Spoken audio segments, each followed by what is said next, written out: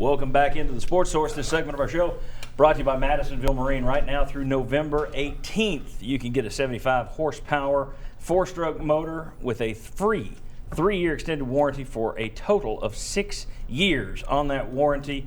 You can also get a $500 credit on select Yamaha motors. All right, I want to welcome in the next two panelists here on the show today. A pair of VFLs, both of them played for Butch Jones. We have Jacob Gillum, former Vol offensive lineman, and there, former Vol defensive lineman Daniel Hood. Glad to have you guys with us. Let me start with these two, the new panelists.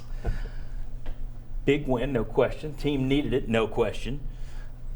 But was that a turning point for the program? People keep waiting. You know, we're talking signature win that last segment, but people keep waiting for the watershed moment that there it is. They just grew up, and from here on out, it's all going to be uphill. Was yesterday that game? I don't think so. It was a great game. It was a great victory, but I don't think it was a turning point for anything because there were still a lot of plays left on the field. I mean, you look at the drop passes we had by Alex Ellich. You look at the dropped interceptions from Todd Kelly and other guys. There's still a lot of young plays out there being made. Now, there was great things to be seen. I mean, you look at your freshman offensive line that came in and played really well, and there's a lot of good to be taken from it, but I don't think it's a turning point just yet. It did show the mentality of our football team, which I was really impressed in seeing, especially with everything that happened this week. And you guys had already told me, you go back to your last year over there, team didn't quit, went through some adversity, had that close loss to Georgia, and then came together for that South Carolina win the next week. You look at last year, you guys had every reason to lay it down. You come back in the lineup, Dobbs goes in the lineup, all of a sudden win at South Carolina and go all the way through a bowl game. So this team, I will say this is the third year in a row we haven't seen the team quit when it could have quit under Butch Jones. Yep. Your thoughts, was this a turning point program moment? I'm going to go ahead and say it was. I think it's a turning point moment just because you do have a lot of young guys out there on the field, and a lot of young guys made plays. I mean, Jack Jones, Chance Hall stepped up, and they're one play away, and they're freshmen. I mean, we had two freshmen on the right side, played very, very well. Very proud of those guys. And we had a lot of guys out there make plays today that, if they were a little older, they would have made more. I get that. I get what Daniel's saying. But at the same time, I'm still really excited and really proud of those guys for being so young and making so many plays. I worry about it being a turning point moment because of, you look at that offensive line. How many guys, you don't know who's going to be back by Alabama, but you're down, Jackson in the preseason, Robertson, Kendrick was out. Who else got hurt? Crowder got hurt yesterday. Defensive line, Majette was already out. Tuttle gets hurt. Williams gets hurt. Phillips wasn't in. At some point, you're running out of bodies. So I don't know if you could continue some kind of upward trend this year because you're just running out of bodies. All right. Will and Jimmy, and we'll get these other guys too if you want to jump in here. Josh Dobbs named the Walter Camp National Offensive Player of the Week this week for good reason. Take a look at these numbers. Dobbs the Wonderful, 25 of 42. It's 60%. 312 yards passing, 3 touchdowns, 1 interception early on, and we were afraid they were going to pull back on all those throws over the middle, and they didn't.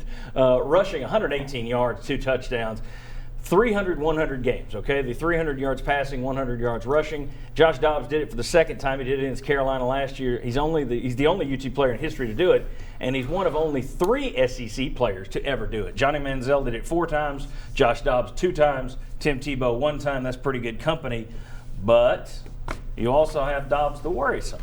Those are the numbers from last year and the numbers from this year passing the football, almost identical in terms of attempts at this point.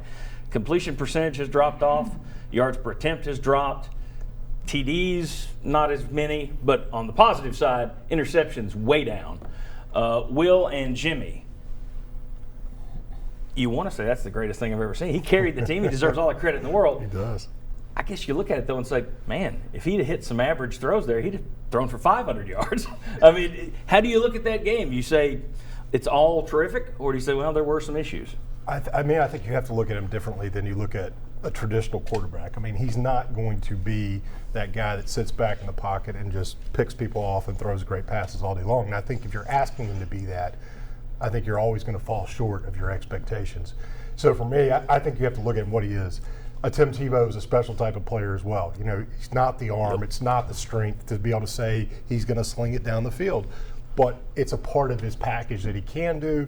But you're never, if you're judging him on that, it's always going to be off. So I think you have to give it credit. 400 yards is 400 yards. Take it all day long. Well, exactly. If you could trade that every game for him being a little more accurate, I think you'd say, give me the 400 and 5 touchdowns. Jimmy, your thoughts on his day? I thought he played really well, and I thought he willed Tennessee to some scores. He accounted for 5 touchdowns. Look, to me, he's not the most accurate passer. I think we all know that. But I think what he does in the run game offsets a few missed passes. He's going to continue to have some missed passes. He's not going to go 23 out of 24 in a game. But and he could have hit some receivers, and they could have gained more yards. I get that. But he made some runs where he was breaking tackles. He made key plays. Heck, he tried to chase down a guy on a 96-yard fumble return, which showed me some competitiveness about him. I like that about him. Then he had to come right back on the field the next series. So there's some things about him I like. The 430 yards, you can't ignore that. So I'll accept a few missed passes for what he gives you in the ring game. We said earlier in the year when teams were kind of shutting down the passing games, daring them to pass, he's got to hit on some deeper throws. He's got to hit on 1 or 2 just to keep people honest. Day like yesterday, it's not Peyton Manning, but it does keep people honest. I mean, that's the kind that's going to scare a lot of folks that, okay, now you can't just live on the run because he can throw for 300 yards over the top on you. The stat you pointed at, too, he got 7.9 yards per pass attempt. That goes above your equation for success. Yeah, exactly. The 7.7 is the mark for positivity in the SEC over the last 3 years. 7.9, good number. When we come back, fame or blame? There's a little blame. There were some missed plays out there, but there's going to be a lot of fame, including maybe a punter. Oh, and some guy named Sterling Hinton's going to join us. Come on back on the Sports Source. From East Tennessee to the Carolinas, no job is too big for Benedict Construction. Patios and decks, custom remodels, even custom homes. With a reputation for excellence, rely on the custom work of Benedict Construction.